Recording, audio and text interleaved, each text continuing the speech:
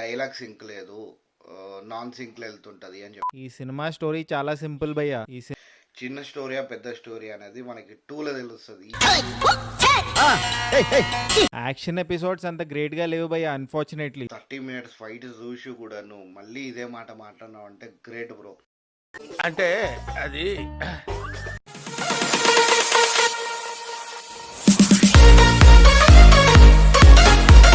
Hello guys, welcome back to Vijay Babu food and blogs. ఈ video వచ్చేసి కల్కి రివ్యూ గురించి చెప్తాను. ఇంకోటి ఏంటంటే ఈ ఒక ఒక 4 to 5 మెంబర్స్ అయితే నిజంగా చెప్తాను కదా, ఎట్లాంటి రివ్యూలు ఇచ్చారు అంటే అట్లాంటి పిక్చర్ రివ్యూలు ఇచ్చారు.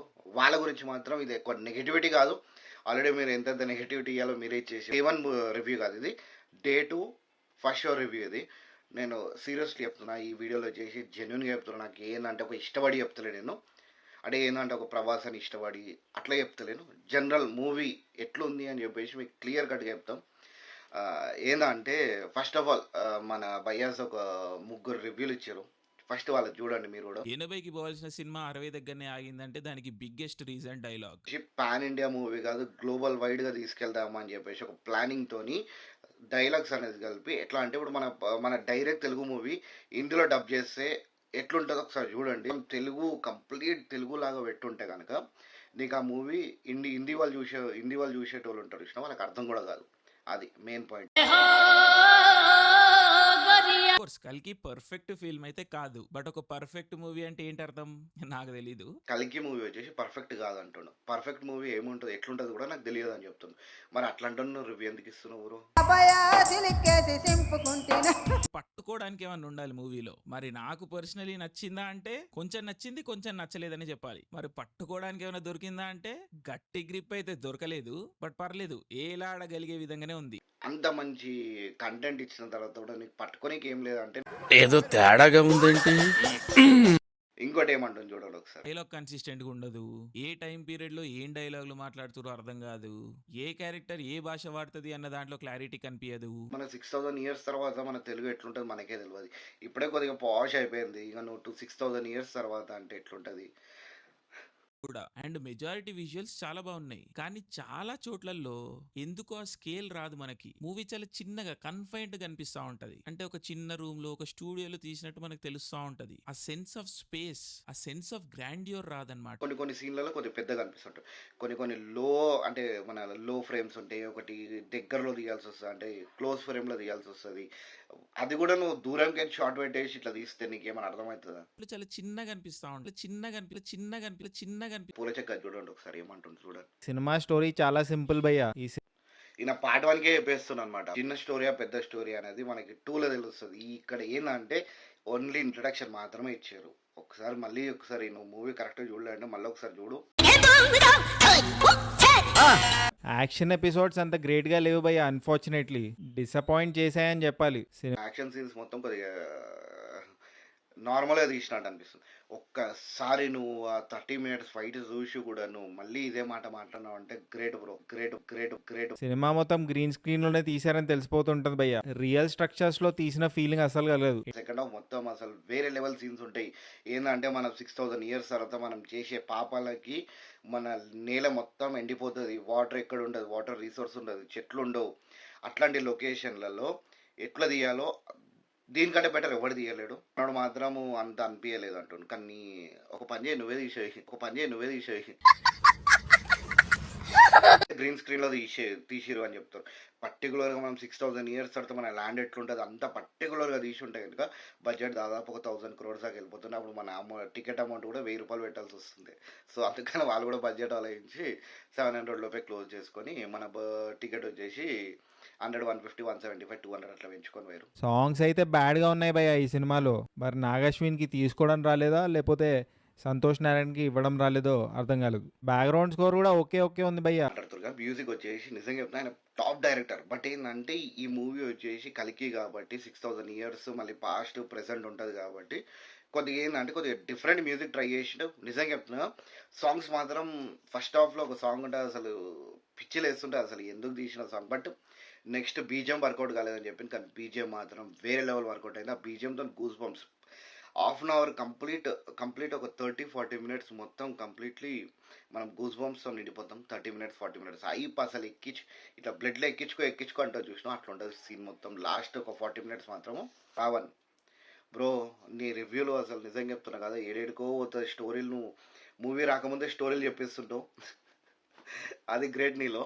ఏందంటే నిజంగా చెప్తున్నా కదా, రివ్యూ ఇచ్చేటప్పుడు ఎవడైనా మొత్తం స్టోరీ చెప్తాడు. కాకపోతే సినిమా స్టోరీ లైన్ విషయానికి వచ్చినట్లయితే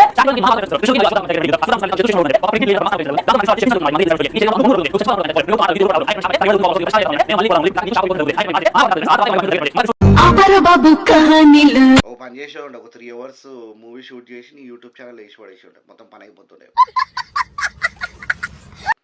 మొత్తం స్టోరీ అంతా చెప్పేసి నేను స్పాయిలర్ ఇవ్వను అని చెప్పిన విషయం. చలో గైస్, ఇప్పుడు నా రివ్యూకి వస్తే కనుక సీరియస్లీ చెప్తున్నాను కదా, మూవీ మాత్రం ఫస్ట్ హాఫ్ వచ్చేసి స్లో నరేషన్ ఉంటుంది. ఎందుకంటే స్లో నరేషన్ ఎందుకు ఉంటుంది అంటే మనకి స్టోరీ ఇక్కడ ఎక్కాలి కాబట్టి, మనకు అర్థం కావాలి కాబట్టి స్లో నరేషన్ ఉంటుంది. ఒకవేళ అదే యాక్షన్తో వెళ్ళిపోయి ఉంటే కనుక ఈ మొత్తం సెకండ్ హాఫ్ మనకు 30 మినిట్స్ మనకు వాల్యూ తెలియకపోతుండే. ఇంకోటి ఏంటంటే ఫస్ట్ హాఫ్లో కామెడీ అసలు ప్రభాస్ని ఫుల్ ఎంటర్టైనింగ్ కామెడీ సీన్స్ చూస్తారు ఈ మూవీలో. మన నిజంగా చెప్తాను కదా, మైథాలజీ ప్లస్ ఇంకోటి ఏంటంటే ఫ్యూచర్ టెన్స్ కలుపుడు చాలా అంటే చాలా గ్రేట్. అది ఆ ఐడియా, ఆ థాట్కే మనం అసలు యాడ్స్ ఆఫ్ చెప్పాలి నాగేశ్వరికి. ఏంటంటే అది రాసుకోవడము దాదాపు 4 years కష్టపడితే వీళ్ళు వచ్చేసి 10 నిమిషాలు మొత్తం కుడిపేస్తారు.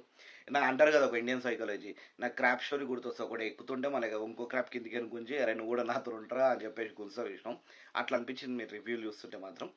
నిజంగా చెప్తున్నా అసలు ఇదే మూవీ ఏ హిందీలోనో ఏ మలయాళంలోనో ఏ కన్నడలోనో తీసి ఉంటే కనుక వీళ్ళు డప్పు కొడుతుండే. అసలు సీరియస్లీ చెప్తున్నా, డప్పు అంటే డప్పు కొడుతుండే. ఇంకోటి క్యామీ రోల్స్ అంత వర్క్ కాలేదు బ్రో అని చెప్తారు. ఏంది జైలర్ మూవీలో ఎట్లయితే క్యామీ రోల్స్ వర్క్ అయినాయో ఈ మూవీలో అంత క్యామీ రోల్స్ అట్లా వర్క్ కాలేదు అని చెప్పిండు. నిజంగా చెప్తున్నా, మళ్ళీ జైలర్ లాగానే ఇట్లా చేసి ఉంటే మళ్ళీ మీరేం చెప్తుండే తెలుసా, జైలర్ మూవీ కాపీ చేసినట్టు అనిపించింది నాకు అని చెప్పి మీరే చెప్తుండే. ఈ క్యామీ రోల్స్ ఎట్లా ఇచ్చారంటే మనకి కొద్దిగా డిఫరెంట్. ఆర్జీవి గారు వస్తే కామెడీ లాగా చేశారు. మళ్ళీ రాజమౌళి గారు వస్తే కూడా సేమ్ కామెడీ చేశారు. ఇంకోటి అనుదీప్ జరుపుడు, అది కూడా కామెడీ మంచి ఒక ఫన్ వేలో తీసుకెళ్లారు మూవీని. అట్లా క్యామీ రోల్స్ మీరేమో దాని క్యామీ రోల్స్ అంత వర్కౌట్ కాలేదని చెప్పి పెద్దగా ఇచ్చుంటే కనుక మీరే చెప్పేస్తుండే జైలర్ అని చెప్పేసి. ఇంకోటి ఏంటంటే నిజంగా చెప్తున్నా కదా, ఫస్ట్ ఆఫ్ స్లో నరేషన్, ఆ ఫస్ట్ సాంగ్ వచ్చేసి డమ్మి ఉంటుంది. ఇంకోటి ఏంటంటే కాంప్లెక్సిటీ కంప్లీట్గా చూపించలేదు ఈ మూవీలో. ఏంటంటే అది ఎట్లుంటుంది అని చెప్పేసి కొద్దిగా ఒక ఫస్ట్ సాంగ్ ఉంటుంది కదా, దాంట్లో కొన్ని సీన్స్ చూపించారు, ఇట్లుంటుంది అని చెప్పేసి డీటెయిల్గా అది చూపించుంటుంది కదా, దాని మీద ఒక మూవీ తీయాల్సి వస్తుంది. అందుకని మీకు కాంప్లెక్సిటీగా అంత డీటెయిల్గా ఇవ్వలేకపోయారు. ఏంటంటే మనం 6000 years అది గుర్తుపెట్టుకోండి, 6000 years తర్వాత మన సీన్స్ ఎట్లుంటాయని చెప్పేసి కొద్దిగా మ్యాక్సిమం డీటెయిల్గానే ఇచ్చిండు, అంతేమీ తక్కువేమీ లేదు. ఫస్ట్ హాఫ్ కొద్దిగా స్లో నరేషన్ ఉంటుంది. ఇంకోటి ఆ ఫస్ట్ హాఫ్లోనే మంచి కామెడీ సీన్స్ కూడా ఉంటాయి. బ్రహ్మానందం గారు అయితే నిజంగా చెప్తున్నాను, ఆయన ఎప్పుడైతే కనిపించిందో వింటేజ్ బ్రహ్మానందం లాగా నాకు ఫుల్ కామెడీ అనిపించింది. ఇద్దరు కాంబినేషన్ మాత్రం వేరే లెవెల్ కామెడీ అనిపించింది. ఇంకోటి ఏంటంటే ప్రీ క్లైమాక్స్ వచ్చేసి కొద్దిగా హైలైట్ అనిపిస్తుంది, ఒక లెవెల్కి ఇట్లా వెళ్తుంది. మళ్ళీ దాని తర్వాత సెకండ్ హాఫ్ వస్తుంది. సెకండ్ హాఫ్లో వచ్చేసి స్టార్టింగ్ నుంచి స్టోరీ స్టార్ట్ అవుతుంది. ఇప్పుడు ఫైట్ సీన్స్ ఇద్దరు అమితాబ్ బచ్చన్ గారిది ఇంకోటి ప్రభాస్ అన్నది ఫైట్స్ వచ్చేసి వేరే లెవెల్ ఫైట్స్. నిజంగా చెప్తున్నా, వేరే లెవెల్ అంటే వేరే లెవెల్ ఫైట్స్. అసలు అది డిఫరెంట్గా తీసిండు. ఇంకోటి నెక్స్ట్ విలన్స్ వస్తారు, ఆ కాంప్లెక్సిటీ నుంచి వచ్చారనమాట. వాళ్ళు వచ్చినప్పుడు ఒక పెద్ద ఫైట్ అవుతుంది లాస్ట్ ఒక 30 minutes. ప్రతి సీన్ ఒక్కొక్క సీన్ ఒక్కొక్క హైలైట్ ఇట్లాగా తీసారనమాట. మనకి ఏంటంటే ఇట్లా ఇంగ్లీష్ మూవీస్ చూసి అవన్నీ చూసి ఇప్పుడు ఇది తీయంగానే ఏం తీసారు ఏముంది అని చెప్పి అనుకోవచ్చు. కానీ ఏదైతే యాక్షన్ సీన్స్లో డీటెయిలింగ్ ఇచ్చారు చూసినాం, టెక్నాలజీకి ఈ మూవీలో చాలా అంటే చాలా గ్రేట్ ప్లేస్ ఇచ్చారు. చాలా హైలైట్ కూడా ఉంది ఈ సీన్స్ మాత్రం. ప్రతి ఒక్క ఫైట్ సీన్ కూడా హైలైట్ ఉంటుంది. ఏంటంటే మనకి సంబాలా అని చెప్పేసి కాశీ అని చెప్పేసి చూపిస్తుంటారు, అసలు వేరే లెవెల్ చూపిస్తారు సీన్స్ మొత్తము. కొంతమందికి నచ్చకపోతుండొచ్చు, అది నచ్చకపోవడం అని చెప్పి ఈ రివ్యూవర్స్కి మాత్రం నచ్చలేదు, జనరల్ ఆడియన్స్కి అందరికీ నచ్చింది మూవీ మాత్రం. దయచేసి అట్లా రివ్యూలు ఇవ్వదు బ్రో. నువ్వు చూసినావు కదా 6,19,000 నుంచి ఇప్పుడు ప్రెసెంట్ ఎప్పుడే చూసినా 6,04,000కి వచ్చేసినాం. కొద్దిగా దాని మీద ఇంకొక రివ్యూ అని లేకపోతే నెక్స్ట్ వీడియో కన్నా కొద్దిగా మంచి రివ్యూలు బ్రో. ఎందుకంటే ఇంకోటి ఏం తెలుసా, ఈ రివ్యూవర్స్ ఒకటే ఒక బాధ, నా ఒపీనియన్ చెప్తున్నా అని చెప్పేసి చెప్తున్నారు. మీ ఒపీనియన్ అయితే మీ ఇంట్లో పెట్టుకో బ్రో. డైరెక్ట్ పబ్లిక్లో వేసేసి నా ఒపీనియన్ చెప్తున్నా అని చెప్పేసి అంత డేర్ కూడా లేదా. డైరెక్ట్ నేను మూవీ రివ్యూ ఇస్తున్నా అని చెప్పేసి ఇప్పుడు నేను చెప్తున్నా మూవీ రివ్యూ ఇస్తున్నా. ఇంకోటి ఏంటంటే నేను వాళ్ళ మీద ఏమి పడి గలీజ్గా వాళ్ళ మీద పడి నేను ఏదో నేను సంపాదించుకోవాలని చెప్పి ఏం లేదు. అంటే ఫాలోయింగ్ తెచ్చుకోవాలని చెప్పేసి నాకు పేరు తెచ్చుకోవాలని చెప్పి అస్సలకే లేదు. ఈ మధ్య చూస్తున్నారు కదా ఇన్స్టాగ్రామ్ మొత్తం అట్లనే ఏడ్చి చేస్తారు. నేను మాత్రం అట్లా కాదు.